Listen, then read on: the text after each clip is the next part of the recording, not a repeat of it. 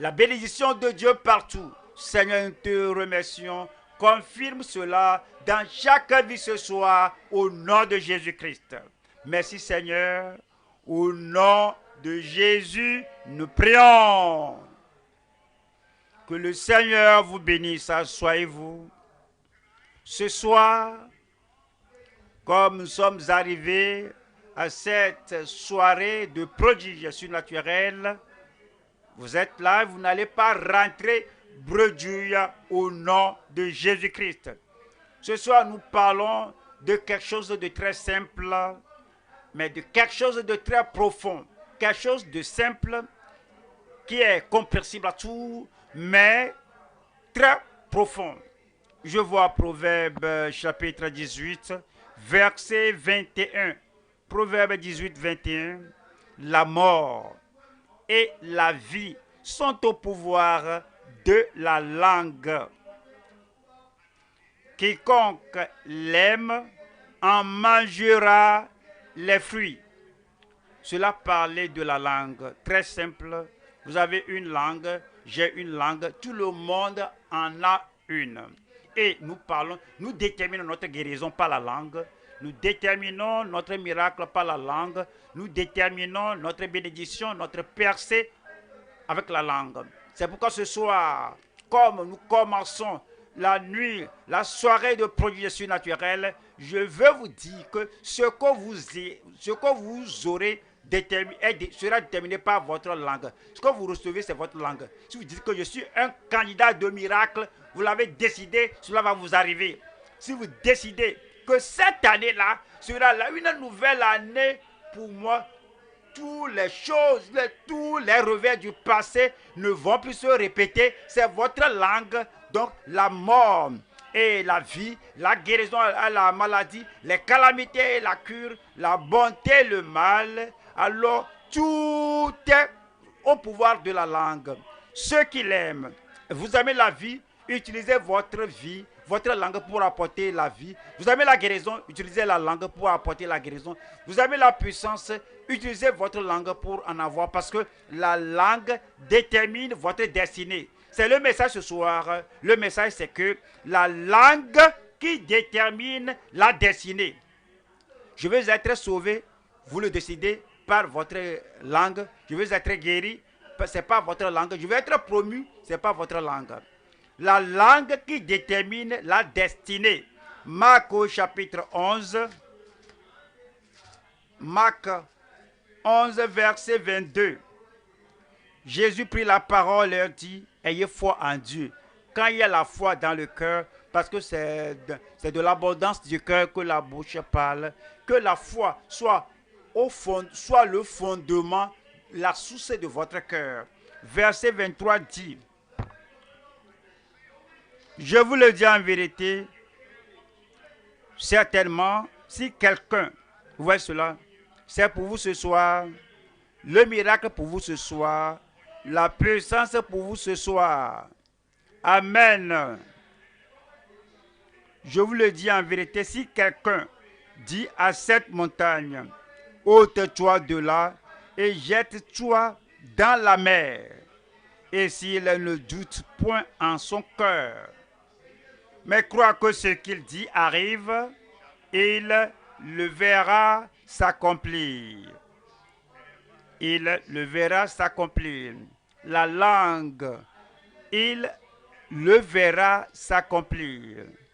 Qu'est-ce que vous direz ce soir? Je suis en bonne santé. Je suis en santé parfaite.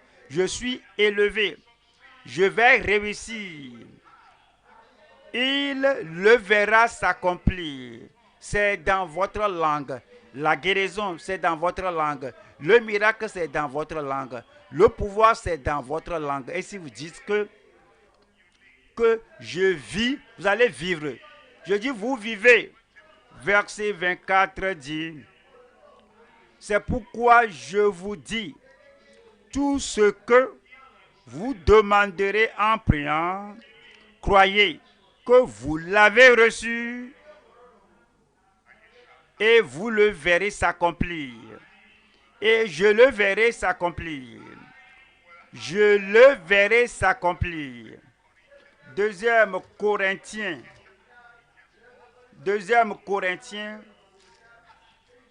4, 13.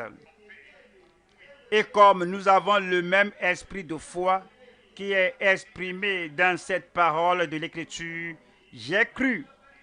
C'est pourquoi j'ai parlé.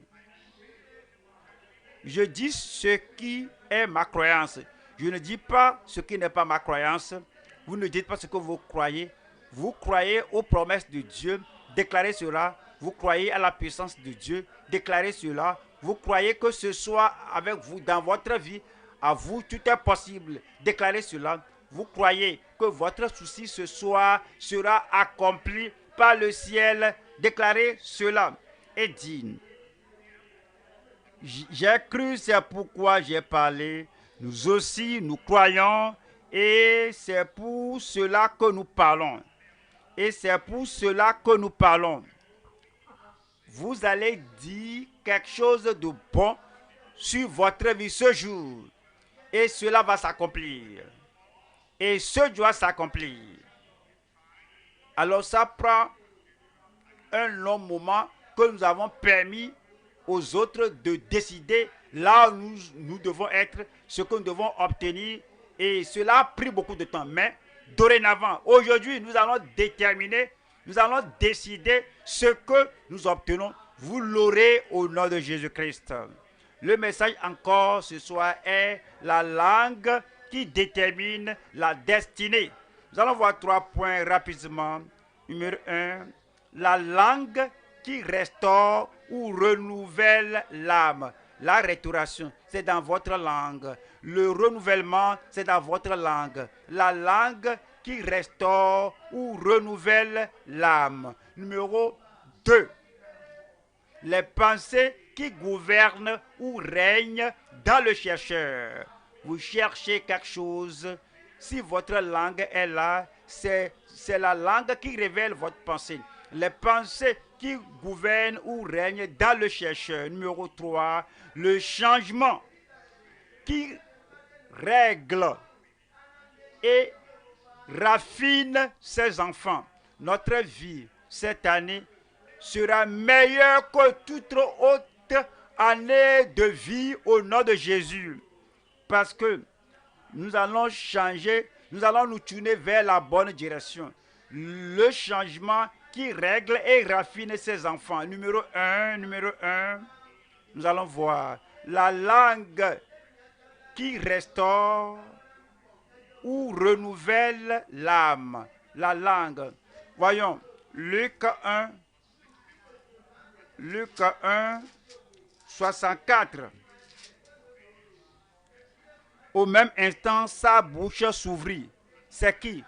C'est Zacharie. L'ange lui a dit que tu auras un fils. Même lui a donné le nom. Le nom sera Jean. Alors c'est Jean-Baptiste. Il a dit, il sera grand. Au lieu que Zacharie dise, comme Marie l'a dit, qu'il me soit fait selon ta parole, il a dit, ange, est-ce que tu sais que je suis déjà vieux? Et tu sais que ma femme est avancée en âge? Alors comment cela peut arriver? Et l'ange lui a dit, au fait, tu devais te taire. Tu ne devais rien dire. Si tu as un doute, engloutis cela. Il ne faut pas le déclarer. Si tu as l'incrédulité, garde cela. Il ne faut pas le déclarer. Si tu avais englouti ton incrédulité et tes doutes, rien de mauvais ne serait arrivé. C'est parce que tu as parlé par ton incrédulité, tu as parlé révélant ton doute, tu seras maintenant muet pendant 9 mois. L'enfant serait conçu. Ce que Dieu a dit que ça va arriver, ça va se produire. Le miracle qu'il prépare pour vous va venir. Mais votre langue peut se présenter comme un empêchement. Mais ce soir, vous allez dire la pratique, le positif, les promesses de Dieu. Et ces promesses seront oui et amen dans votre vie. Donc, il était muet tout le temps que l'enfant était conçu. Et l'enfant était finalement né. Ce que Dieu dit que ça va arriver dans votre vie arrivera. Ce soir, cela va arriver. Et puis, lorsque l'enfant était né, alors on voudrait nommer l'enfant. Il a déjà dit à sa femme que l'enfant sera Jean. Quand la femme a dit que l'enfant sera Jean, alors les gens disent, mais il n'y a personne qui soit né dans la famille comme ça. On a donné à la femme une ardoise que la femme a donnée à l'homme parce qu'on croyait qu'il ne pouvait plus parler. On lui a donné une ardoise pour écrire. Et elle a pris l'ardoise comme il voudrait écrire. Le miracle est venu sur lui. Et comme vous allez agir comme vous agissez, vous allez vous étendre comme vous croyez qu'il n'y a rien de nouveau qui puisse arriver, le miracle va venir sur vous. Ainsi, elle dit que, et au même instant, sa bouche s'ouvrit, sa langue se délia et il parlait bénissant Dieu. Il parlait bénissant Dieu. Vous allez parler ce soir. Vous allez louer le Seigneur ce soir. Parce que ce miracle en préparation va venir sur votre vie. Acte 27.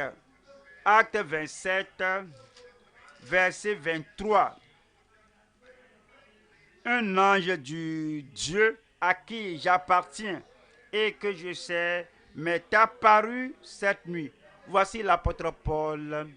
Il était dans le navire, il y avait une tempête et c'était difficile pour eux. Ils ont même jeté toute la cargaison dans la mer et les gens ne mangeaient pas. Si vous avez lu tout le passage là, ils n'avaient pas mangé pendant 14 jours. Alors c'était une situation très terrible et ils croyaient mourir. Mais vous n'allez pas mourir. Ce n'est pas la saison de la mort, c'est la période de la vie. Donc, un ange du Dieu à qui j'appartiens, un ange lui est apparu. Comprenez, l'ange est apparu à Zacharie. Lui a dit que la condition est mauvaise. Comment cela peut arriver? Un ange est apparu à Paul. Lui n'a pas douté. Je ne vais pas douter. Moi, je ne vais pas douter. Donc, un ange du Dieu à qui j'appartiens et que je sais m'est apparu cette nuit. 24 dit, et m'a dit Paul, quel est votre nom? Appelez vous-même votre nom. Et m'a dit, Daniel, ne crains point, il n'y a plus de crainte, il n'y a plus de terreur, il n'y a plus de doute, il n'y a plus de maladie. Il m'a dit, Paul, ne crains point. Il faut que tu comparaisses devant César. Ce que l'ange a dit, c'est que Paul, d'ici, et au lieu que tu iras, que le lieu que le Seigneur a le lieu auquel le Seigneur t'a destiné, que la voie est maintenant libre. La tempête ne t'empêchera pas. Les vagues ne t'empêcheront pas.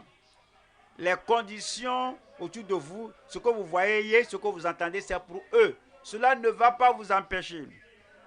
Puis il a dit, et m'a dit, ne crains point, il faut que tu comparaisses devant César. Et voici, Dieu t'a donné tous ceux qui naviguent avec toi. Est-ce que vous croyez comprendre cela? Tous les gens autour de Paul qui craignaient la mort, Dieu a dit, à cause de Paul, ils ne mourront pas. Le Seigneur vous dit qu'il va vous bénir. Il bénira votre famille. Il bénira ceux qui vivent avec vous à cause de vous. Parce que la bénédiction vient sur vous. Et tous ceux qui s'attachent à vous auront la vie et non la mort, auront la guérison et non la maladie, auront des miracles et non la misère au nom de Jésus.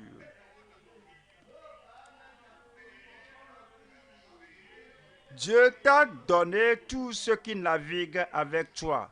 Cela veut dire que nos pasteurs associés avec nous au siège ont leur vie sécurisée. C'est-à-dire que les femmes de tous nos frères, alors, ont leur vie sécurisée. C'est-à-dire que les maris de nos sœurs, si votre mari est croyant, est-ce qu'il y a un croyant là-bas? Sa vie est sécurisée. Pasteur, nous l'avons amené à l'hôpital, il va sortir en bon état. Parce qu'il vous a donné tous ceux qui naviguent avec toi. Verset 25. C'est pourquoi, ô homme, rassurez-vous. Si vous voulez rire, il faut rire. Rassurez-vous. Si vous voulez sourire, souriez. Rassurez-vous. Si vous savez comment être content, soyez content. Rassurez-vous, car j'ai cette confiance en Dieu. Y a-t-il quelqu'un là-bas qui croit au Seigneur ce jour, qu'il en sera comme il m'a été dit? Il en sera dans votre vie. Il en sera dans votre vie. Ce soir, il en sera. Tout ce que vous espérez, il en sera ce soir au nom de Jésus-Christ. Nous allons voir trois sections ici. Nous allons voir la langue réformée et le miracle réservé. Si votre langue est réformée, il y a un miracle réservé pour vous ce soir. Si vous n'allez pas dire ce que vous aimez dire, si vous n'allez pas pleurer comme vous le faisiez, si vous n'allez pas regretter comme vous regrettiez, votre miracle est en préparation. Et ainsi vous dites pour vous, mon miracle est en route. Numéro 1, la langue réformée et le miracle réservé. 2, la langue ruineuse et le miracle rejeté. Rejeté, c'est pour tout le monde, sauf ceux qui rejettent, sauf ceux qui disent non, moi je ne veux pas. Ces gens ne sont pas là ce jour. Tout le monde qui est ici, vous avez des gens qui disent oui, oui j'accepte, oui je reçois, oui c'est pour moi. Mais ce numéro 2, la langue ruineuse et le miracle rejeté. 3, la langue renouvelée et le miracle rafraîchissant. Numéro 1 là-bas, c'est la langue réformée et le miracle réservé. Nous avons déjà lu ça en Luc 1, 64. Sa langue était déliée et il a passé 9 mois pour penser. Alors il ne devait plus dire non à quelque chose où il devait dire oui. Pourquoi dire non à l'ange? Si j'ai encore mon occasion, ma langue serait une langue réformée. Lorsqu'il avait l'occasion et finalement la femme avait conçu, quoi qu'il ne pouvait pas parler, et il dit que c'est ce que l'ange a dit, et au cours de la conception, pas de problème. Et il a dit oui, c'est ce que l'ange avait dit. Et à la fin des 9 mois, la femme a accouché sans complications. Les sœurs, les femmes enceintes qui sont ici, qui m'entendent, au jour de l'accouchement, il n'y aura pas de complications. Et lorsque l'enfant était né, la langue était réformée. Alors le miracle qui lui a été réservé lui a été donné. Et sa langue, aussitôt, il a ouvert sa langue aussitôt. C'est ainsi que votre miracle viendra ce jour. Numéro 2, nous allons voir la langue ruineuse et le miracle rejeté. Au fait, c'est notre langue qui ruine notre vie. Dieu a quelque chose de bon qui nous attend. Si vous accordez chaque fois avec Dieu disant oui, Seigneur, tu dis que je serai guéri, oui. Tu dis que je serai délivré, oui. Tu dis que je serai vainqueur, oui.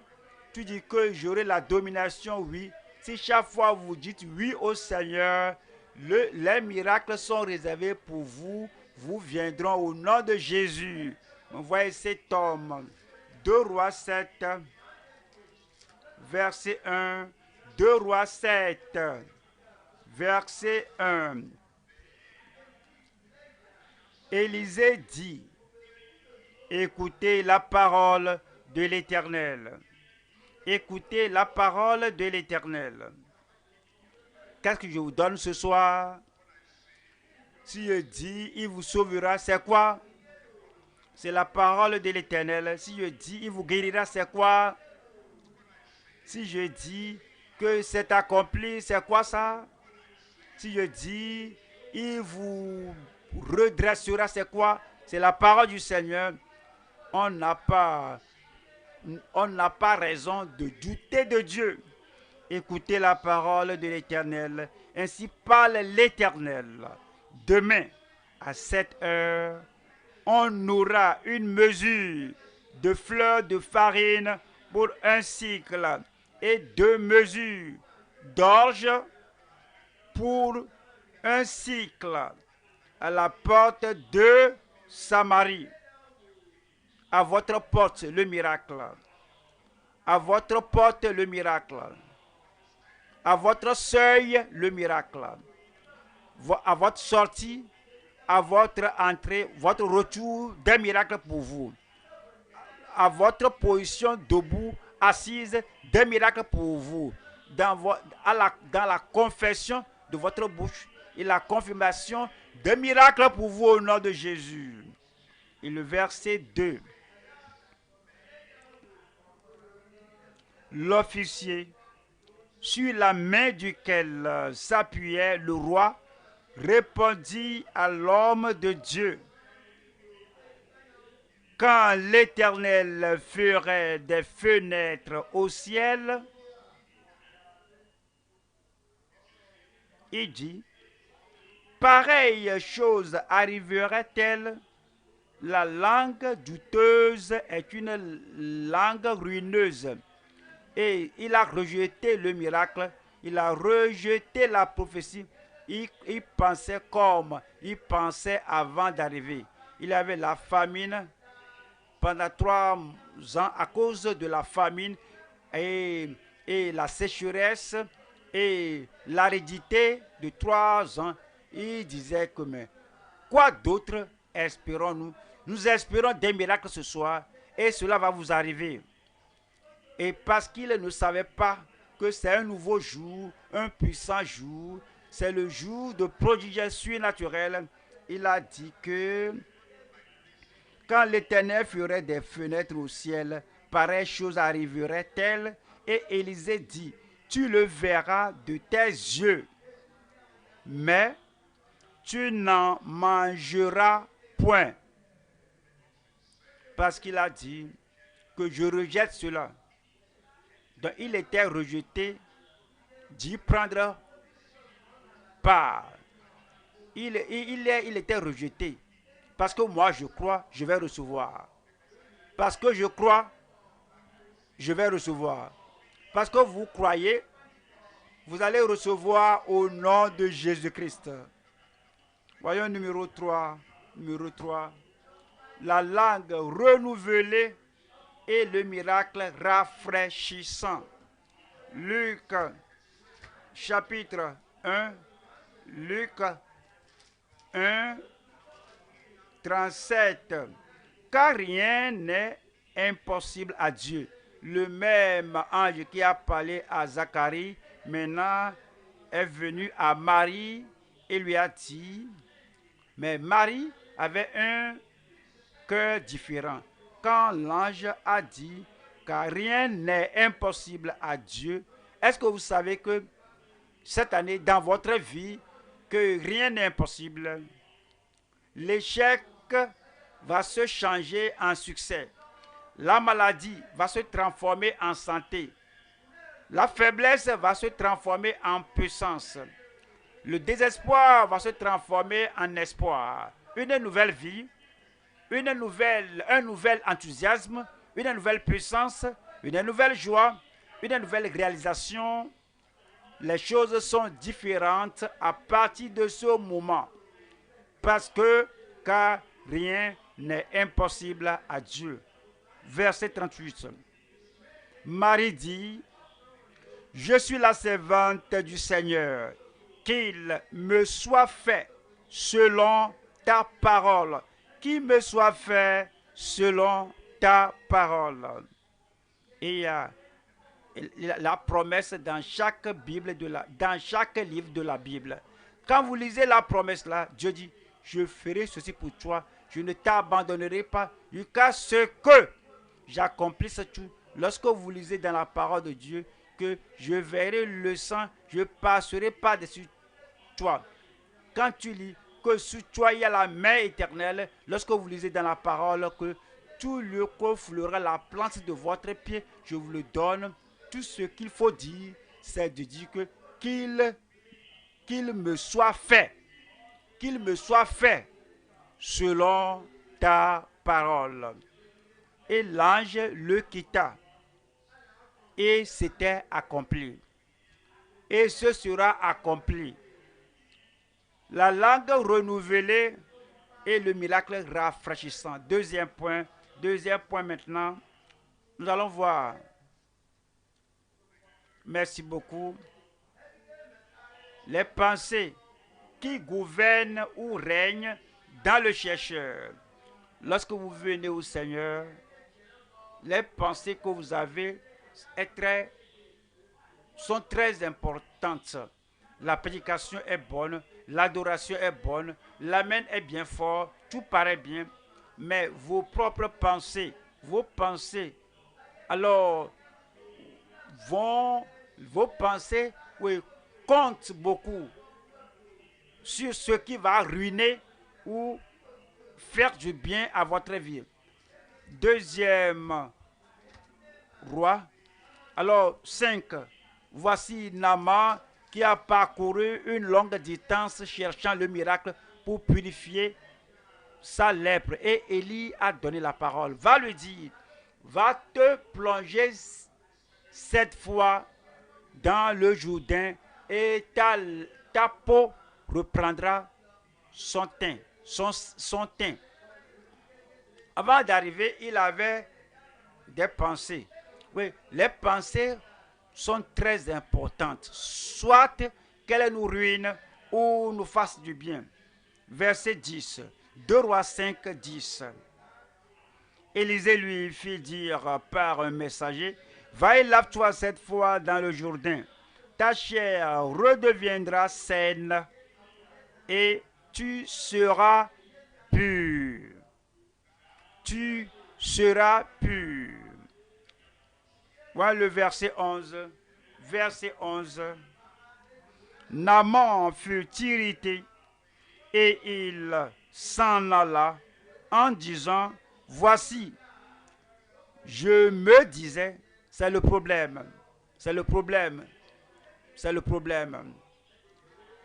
Voici, je me disais, il sortira vers moi. Il se présentera lui-même. Il invoquera le nom de l'Éternel son Dieu. Il agitera sa main sur la place et guérira le lépreux. Vous connaissez l'histoire. Son problème était sa pensée. Je me disais, il commençait à comparer les fleuves de son pays au Jourdain. Et les serviteurs lui ont dit, maître, mais nous devons respecter tout le monde. Ils ont leurs doutes, mais respectez-les. Ils ont leurs fausses conceptions, respectez-les. Ils ont leurs fausses notions, respectez-les. Si vous devez aider les gens, vous devez les respecter. Alors vous devez leur parler avec amour. Et comme on lui a parlé, ses pensées ont changé. Est-ce que vous pouvez parler aux gens cette année en vous allez parler aux gens d'une façon que s'ils ont de mauvaises pensées, ils vont changer. Vous devez leur parler d'une façon que s'ils ont de mauvaises pensées, vous devez leur parler avec honneur, respect, et cela va changer leurs pensées et leurs décisions. Comme ils changent, ils vont dire que d'accord, je t'ai reçu, et ils vont faire ce que l'homme de Dieu a dit. Alors, il est allé là-bas se plonger d'abord. Les gens qui l'ont encouragé, ils le regardaient que première fois, deuxième fois, troisième fois. À la septième fois, tout était changé en meilleur. Comme vous faites ce que le Seigneur, sa parole, cette année vous dit, et vos pensées embrassent la parole de Dieu, votre langue embrasse la parole, toute chose changera pour vous cette année en meilleur. Voyons 2 Corinthiens 10, verset 4. 2 Corinthiens 10, 4. Car les âmes avec lesquelles nous combattons ne sont pas charnelles, mais elles sont puissantes par la vertu de Dieu pour renverser des forteresses. Toute forteresse dans votre vie sera renversée. Les forteresses contre vos affaires seront renversées ce jour. Toutes les forteresses contre votre progrès seront renversées ce jour au nom de Jésus. Mais regardez le verset 5. 5 dit, nous renversons les raisonnements. C'est ça. Nous devons renverser ces imaginations, ces raisonnements négatifs. Et toute hauteur qui s'élève contre la connaissance de Dieu, et nous amenons toute pensée captive, toute pensée captive, la pensée de dire comme je n'ai jamais fait ça, je ne crois pas faire ça, renverser cela, la pensée de croire que chaque fois on échoue dans notre famille, il peut nommer 1, 2, 3, 4 dans la famille. Si on parvient à cette étape de la vie, c'est ainsi qu'on meurt. Vous devez renverser cette pensée-là. J'ai prié, j'ai jeûné, mais regardez ce qui est arrivé. Quel espoir ai-je maintenant que quelque chose va changer? Vous devez amener ces raisonnements sous contrôle. Vous devez amener cela en captivité. Parce que votre pensée va soit vous ruiner ou vous faire régner. Et cette année, c'est l'année de régner. C'est l'année de puissance. C'est l'année de progrès. Alors, c'est dit que et nous renversons les raisonnements et toute hauteur qui s'élève contre la connaissance de Dieu. Et nous amenons toute pensée captive à l'obéissance de Christ. Ouais, Job, avez-vous appris auparavant que Job était malade? Avez-vous une fois appris que Job était malade? Premier chapitre, deuxième chapitre, troisième chapitre. Et cela continue. Et tous les gens qui étaient arrivés, ces conseillers, ont parlé. Et Job était toujours malade. Et il n'était pas guéri. Ils lui ont rendu visite. Il était toujours malade. Il n'était pas guéri. Les pensées dans nos cœurs comptent beaucoup. Ouais, Job 42. Allons voir le verset 2. Job 42, verset 2. Je reconnais que tu peux tout et que rien ne s'oppose à tes pensées. Job a dit, je continue de savoir que tu peux tout. Si je viens à toi le premier jour où ces choses sont arrivées et je te dis de tout inverser, tu l'aurais fait. Mais parce que j'ai des pensées au-dedans de moi, suis-je spécial que les bonnes choses arrivent aux mauvaises personnes, les mauvaises choses arrivent aux bonnes personnes. Je sais que je suis intègre bon. Alors dois-je espérer que toute chose dois-je espérer que toute chose soit bonne il a ces mauvaises pensées. Il a même dit que ce que je craignais m'est arrivé. Quoi qu'il n'y ait rien de mauvais, Job avait des pensées. Et si ses enfants, et si un accident est arrivé, et si tous sont morts, qu'est-ce que je dois faire? Et si mon champ est brûlé, qu'est-ce que je ferai? Il dit que ce que je craignais m'est arrivé. Et toutes les fois, lorsque ses amis étaient venus, ses amis n'ont pas pu l'aider. Ils ont dit, Job, tu crois être juste. Nous savons que tu es mauvais. Si tu n'étais pas mauvais, pourquoi ces choses te sont-ils arrivées? Alors, avec ces mauvaises pensées, il est resté là-bas pour un long moment et dit que rien ne s'oppose à tes pensées. 3. Quel est celui qui a la folie d'obscurcir mes desseins? Oui, j'ai parlé sans les comprendre. De merveilles qui me dépassent et que je ne conçois pas. Il a dit, je me demande, je pensais, et j'imaginais, et je ne pouvais pas comprendre. Et tout a compliqué mes pensées. Maintenant, il a dit, verset 6, il dit, c'est pourquoi je me condamne et je me repens sur la poussière et sur la cendre. C'est chapitre 42. Du chapitre 1, 2. Alors ces mauvaises pensées étaient là. Ces mauvaises conceptions étaient là qui ont apporté l'incrédulité. Maintenant, il dit que maintenant ces pensées, je sais que cela n'est pas caché de toi. Maintenant que je m'en repens. Je m'en repens. Voilà le verset 10. Verset 10. L'Éternel rétablit Job dans son premier état. Ceci ne va pas continuer pour toujours. L'Éternel rétablit Job dans son premier état. Cette douleur ne va pas continuer pour toujours. Cette maladie ne va pas continuer pour toujours. Cette pauvreté ne va pas continuer pour toujours. Ce chômage ne va pas continuer pour toujours. Cette pression du diable ne va pas continuer pour toujours. Votre captivité ne va pas continuer pour toujours. L'Éternel rétablit Job dans son premier état. Quand Job eut prié pour ses amis, l'Éternel lui accorda le double de tout ce qu'il avait possédé. Amen. Cela vient. Les bénédictions viennent. Les miracles viennent. La guérison vient. La puissance vient. Le progrès vient.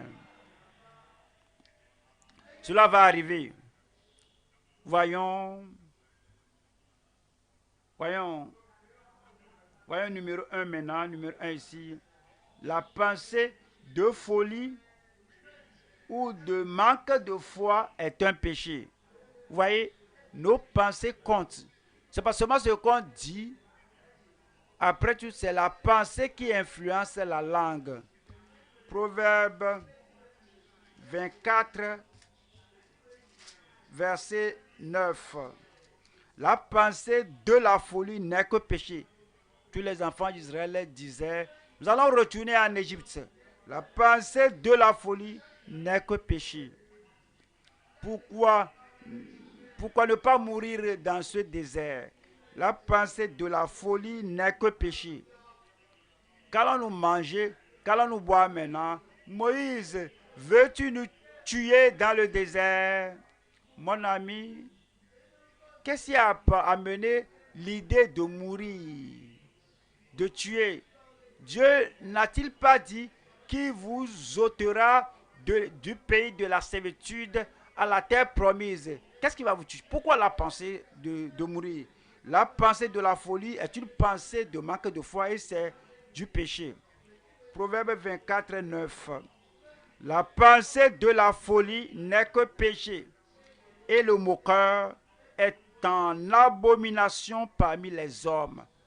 la folie ne va pas sortir de notre bouche. Lorsque Dieu dit monte et tu dis je suis toujours en bas, c'est la folie. Lorsque Dieu dit tiens-toi debout et sois guéri, tu dis que je ne peux pas être guéri. Ça, c'est la pensée de la folie. Quand Dieu a dit sors et j'ai pourvu un boulot pour toi, tu cherches le Seigneur, sa justice, va maintenant, je vais ajouter la prospérité à ta vie. Tu as dit non, il n'y a pas de boulot dans le pays, il n'y a pas d'argent dans le pays. Pourquoi tu dis cela? La pensée de la folie et de manque de foi n'est que péché. Ce que Dieu dit qu'il fera, il le fera. Lève-toi, je vais me lever. Va te laver à la piscine de Siloé et reviens voir. Je vais voir au nom de Jésus-Christ. Voyons numéro 2 ici. Nous allons voir la pensée de foi dans sa fidélité guérit les malades. La pensée de foi dans sa fidélité. Je sais qu'il est fidèle. Tout ce qu'il a dit sera fait. Ce sera fait dans votre vie au nom de Jésus. Hébreux chapitre 11, verset 11. C'est par la foi que Sarah elle-même, malgré son âge avancé, fut rendue capable d'avoir une postérité. Vous voyez, à la vieillesse, parce que Dieu a promis, vous n'allez pas regarder les choses naturelles, vous n'allez pas voir l'âge, que la biologie confirme cela ou pas. Dieu parle selon la puissance sur le trône du ciel. C'est par la foi que Sarah elle-même, malgré son âge avancé, fut rendue capable d'avoir une postérité. La force pour réaliser dans votre vie, la force pour donner naissance à quelque chose de nouveau, à un nouveau projet, à une nouvelle réussite dans votre vie au nom de Jésus. Il vous donnera votre Isaac. Il vous donnera le riz. Parce qu'elle crut à la fidélité de celui qui avait fait la promesse. C'est pas la foi. Parce qu'elle crut à la fidélité de celui qui avait fait la promesse. Numéro 3 ici. Les pensées du Père et la fraîcheur amènent le salut. Les pères du Père. C'est ce à quoi le Père pense qui est important. Parce que ce sont pas vos pensées. Ésaïe 55, verset 7, qui dit que le méchant abandonne sa voie et l'homme d'iniquité ses pensées. Les pensées négatives nous rendent injustes devant Dieu. Les pensées contradictoires nous rendent injustes devant Dieu. Et les pensées d'opposition à la parole de Dieu nous rendent injustes devant Dieu. C'est pourquoi c'est dit que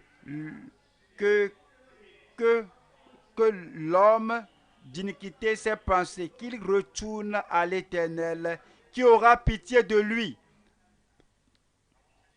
Je veux un meilleur amen là-bas.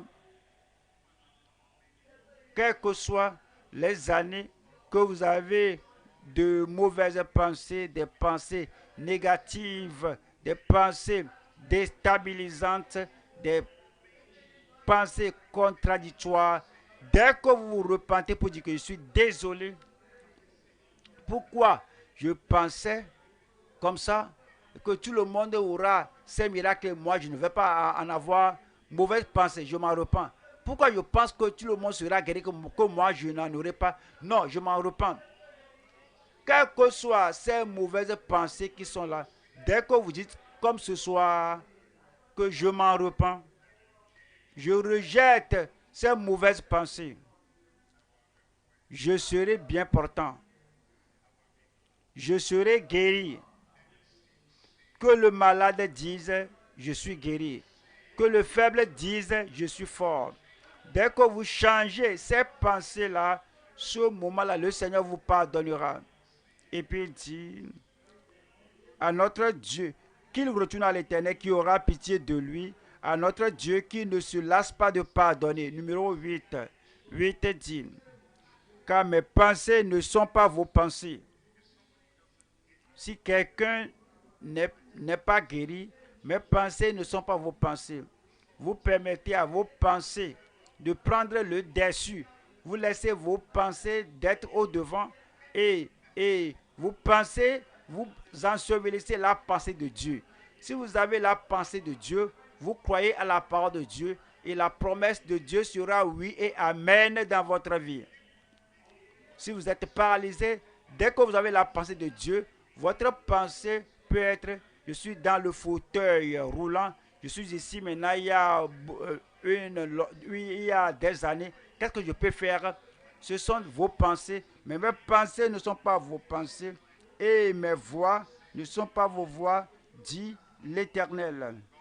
Les pensées de Dieu sont révélées dans la parole de Dieu. Dès que vous recevez la parole de Dieu pour votre salut, pour votre guérison, pour votre délivrance, et vous rejetez vos propres pensées, vous embrassez la pensée de Dieu, aussitôt le miracle va se produire dans votre vie. Verset 11. Ainsi en est-il de ma parole qui sort de ma bouche. La parole de guérison qui sort de ma bouche. La parole de pardon qui sort de ma bouche. Et la parole de délivrance qui sort de ma bouche. Et la parole de puissance qui sort de ma bouche. Ainsi en est-il de ma parole qui sort de ma bouche. Elle ne retourne point à moi sans effet. Elle ne retourne point à moi sans effet. Pourrais-vous l'expliquer? La parole est le messager de Dieu. Et le Seigneur a envoyé la parole comme un messager vers vous. Parole va le guérir. Il envoie sa parole et les guérit. La parole là, va vous retrouver, va vous localiser. La parole là, va vous toucher. La parole là, va vous relever. La parole là vous donnera la guérison et la santé parfaite au nom de Jésus-Christ. Lorsque Dieu envoie sa parole comme messager pour vous délivrer, cette parole-là ne va pas revenir dire que je n'étais pas en mesure de la délivrer. La parole de Dieu ne sera pas sans effet. La parole va manifester la puissance dans votre vie. Parce que il dit que elle ne retourne point à moi sans effet, sans avoir exécuté ma volonté. Sans avoir exécuté ma volonté. Sans avoir exécuté ma volonté. Ce qui plaît à Dieu, votre salut plaît à Dieu. Votre guérison est la volonté de Dieu. La parole fera ce qui est sa volonté. Ce qui plaît à Dieu, c'est votre pleine rédemption. La rédemption de la malédiction. La parole est envoyée vers vous et cela accomplira ce qui est la volonté de Dieu, ce qui plaît à Dieu, votre joie. Il ne veut pas que ses enfants soient tristes, angoissés, chagrinés, malades, opprimés. Ce qui plaît à Dieu, c'est votre victoire. Et la parole est et sans avoir exécuté ma volonté et accompli mes desseins. Cette parole-là vous est envoyée ce soir. Et le miracle viendra à vous ce soir. Et la puissance viendra à vous ce soir. Et l'impossible deviendra possible ce soir au nom de Jésus-Christ. Voyons numéro 3 maintenant. Numéro 3. Le changement qui règle et raffine ses enfants. Votre vie ce soir sera réglée. Parfois, on regarde l'horloge là, on dit, ah, l'horloge là est en retard. Oh, l'horloge là est en retard. Vous prenez l'horloge là et vous réglez ça. Vous réglez votre vie. Votre vie sera réglée ce soir. Vous êtes lent. Vous n'arrivez pas là où il veut. Et le Seigneur vous attendait qu'en ce temps-ci, que vous devez être fort, vous devez être bien portant, vous devez prospérer, vous devez être progressif, vous devez réaliser, vous devez être victorieux. Et vous regardez et dites, cela ne va pas continuer comme ça. Alors, votre vie sera réglée ce soir. Il va vous raffiner ce soir. Du dedans et du dehors. De nouvelles choses vont venir à vous au nom de Jésus-Christ. Voyons, 2e Roi 20. 2e Roi 20, verset 1. En ce temps-là, Ézéchias fut malade à la mort. Le prophète Isaïe, fils d'Amoth, vint auprès de lui et lui dit, ainsi parle l'Éternel, donne tes ordres à ta maison, car tu vas mourir et tu ne vivras plus. Tu vas mourir et tu ne vivras plus. C'est bon de connaître notre Père céleste. Vous allez connaître le Père. Vous le connaissez déjà. Vous allez le connaître de plus en plus au nom de Jésus-Christ. Cet homme, Ézéchias, il connaissait son Père. Il savait qu'il y a des choses que le Père va dire, que c'est final. Il y a des choses que le Père va dire et le Père et le Père va considérer de faire ceci et cela. Mais si cela ne va pas bien, on va en discuter. Ce soir, nous allons en discuter ensemble. Les choses dans votre vie, nous allons en discuter ensemble. Il faut dire Amen. Au verset 2, Ézéchias tourna son visage contre le mur. Il n'a pas dit ça, il vient. Tu es prophète de Dieu. Qu'est-ce que Dieu t'a dit? Comme étant la raison de ma mort. Parce que dans mon cœur, je ne veux pas mourir maintenant. Qu'est-ce que Dieu t'a dit? Tu peux parler directement à Dieu. Ce soir, vous allez parler directement à Dieu. Et tout ce qui est à inverser dans votre vie, vous allez l'inverser avec votre langue. Amen. Ézéchias tourna son visage contre le mur et fit cette prière à l'Éternel. Verset 3. Ô Éternel, souviens-toi que j'ai marché devant ta face avec fidélité et intégrité de cœur. Il dit, Dieu, tu sais, lorsque je marchais devant toi, je voudrais avoir un long temps pour marcher devant toi. Je ne pensais pas que ma vie peut, sinon, terminer comme ça. Dieu, est-ce que tu vois ma famille? Je n'ai pas d'enfant. Je suis roi, je veux un enfant. Vous aurez ce que vous voulez. Dieu, est-ce que tu as vu tous ces pays voisins? Ils mènent la guerre contre moi. Je vais voir la victoire. Vous allez voir ce que vous cherchez. Et puis il a dit, Seigneur, souviens-toi que j'ai marché devant ta face avec fidélité et intégrité de cœur, et que j'ai fait ce qui est bien à tes yeux. Et je faisais tout cela pour une raison, pour que tes promesses soient oui et amen dans ma vie. Comment ceci va arriver? Comment ceci va arriver maintenant? Si tu dis non à la mort va fuir. Si tu dis non au diable, le diable va fuir. Et tu dis non à la maladie va fuir au nom de Jésus-Christ. Si tu dis non à ce démon-là, le démon-là va fuir. Voilà le verset 4. Cela va arriver dans votre vie. Le miracle va arriver dans votre vie.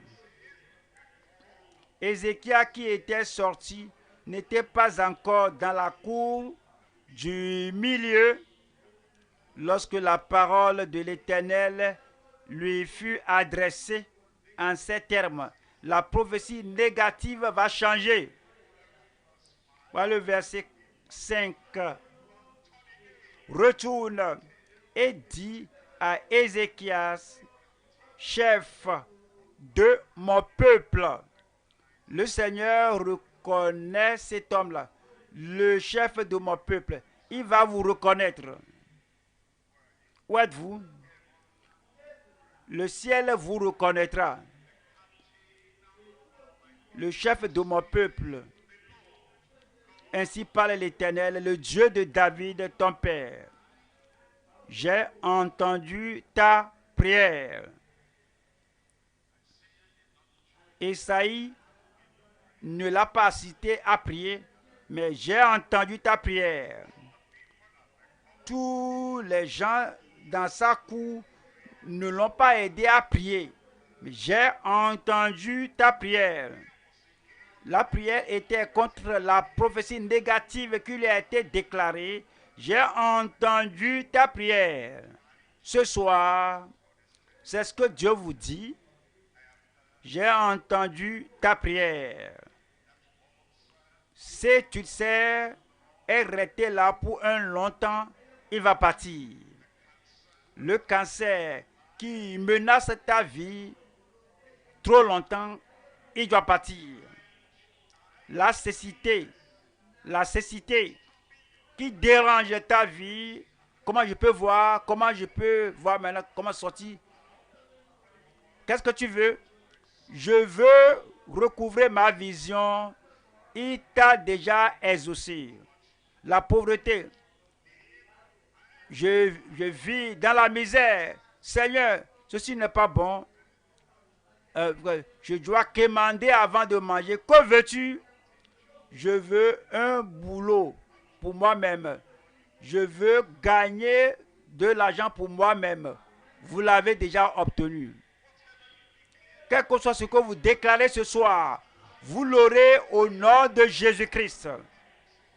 Puis il dit que j'ai entendu ta prière, j'ai vu ta larme. Vous n'allez plus pleurer. Vos larmes vont sécher. Et puis il dit, voici, je te guérirai. Où est la personne? Je te guérirai. Le goitre va disparaître. La douleur va disparaître. L'arthrite va disparaître. Les douleurs articulaires vont disparaître. Les démangeaisons corporelles vont disparaître. Et l'hyperglycémie, chaque fois aller aux toilettes, tout ce qu'on appelle le diabète. Numéro 1, diabète type A, type B, type 1, type 2, quel que soit le nombre, diabète va partir, va quitter votre vie au nom de Jésus-Christ. L'hypertension, vous en êtes guéri au nom de Jésus-Christ. Quel que soit ce qui frappe votre tête, ce qui frappe votre cœur, ce qui frappe votre foie, vos reins, ce qui frappe un côté de votre partie, ce soir, soyez-en guéris au nom de Jésus. Je te guérirai. le troisième jour, tu monteras à la maison de l'Éternel. Amen. C'est ce que Ézéchias espérait. C'est pourquoi il a prié. Donc lorsqu'il a tourné son visage contre le mur, avant de dire merci Seigneur, merci Seigneur, merci Seigneur, le Seigneur a dit attends. Dieu n'a pas encore terminé avec vous. Il n'a pas encore terminé avec vous. Verset 6. J'ajouterai à tes jours, ajouter, pas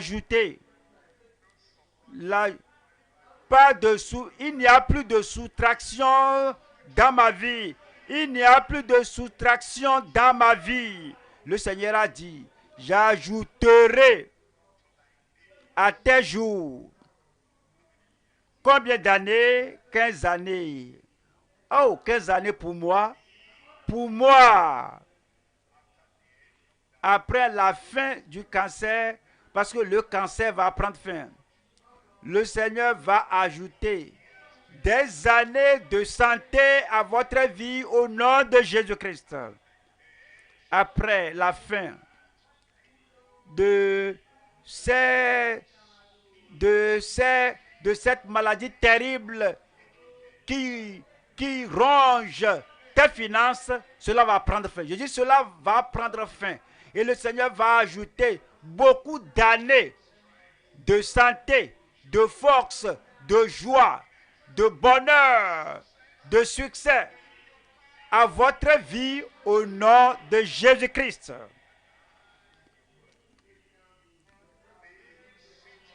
Et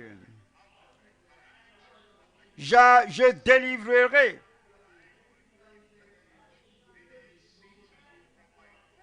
je te délivrerai, toi et cette ville, de la main du roi d'Assyrie. Je protégerai cette ville à cause de moi et à cause de David, mon serviteur. Voyons 3 sections ici. Numéro 1 ici. Se tourner vers Dieu avec sa parole dans notre bouche. Il ne faut pas faire sortir une autre parole. Vous vous tournez vers Dieu avec sa parole dans votre bouche. Prenez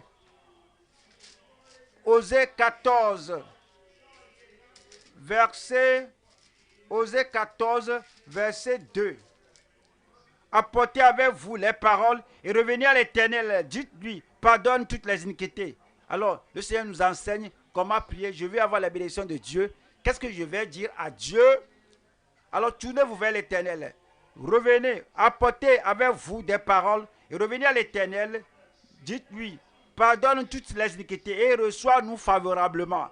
Nous t'offrirons au lieu de taureau l'hommage de nos lèvres. Il nous a dit comment prier. Lorsque vous dites guéris-moi, il a mis la parole dans notre bouche. Il fera comme il a mis dans notre bouche au nom de Jésus. Numéro 2, se tourner vers Dieu avec sa parole. Se tourner vers sa grâce avec ses prodiges dans notre esprit. Se tourner vers sa grâce avec ses prodiges dans notre esprit.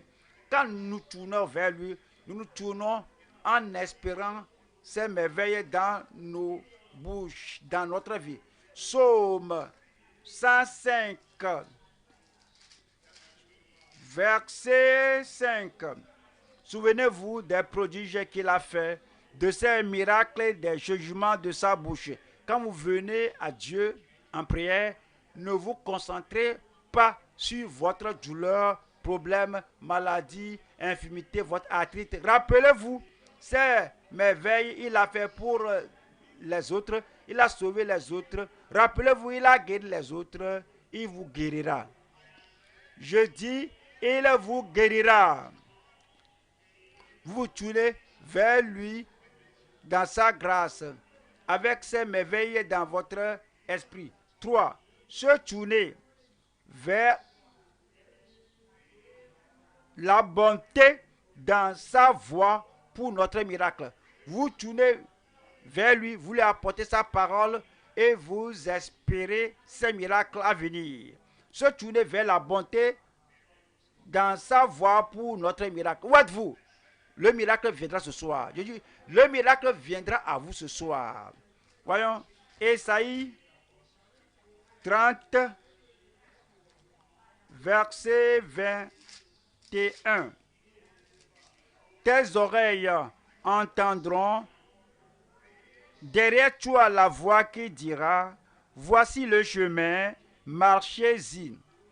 Car vous iriez à droite ou vous iriez à gauche.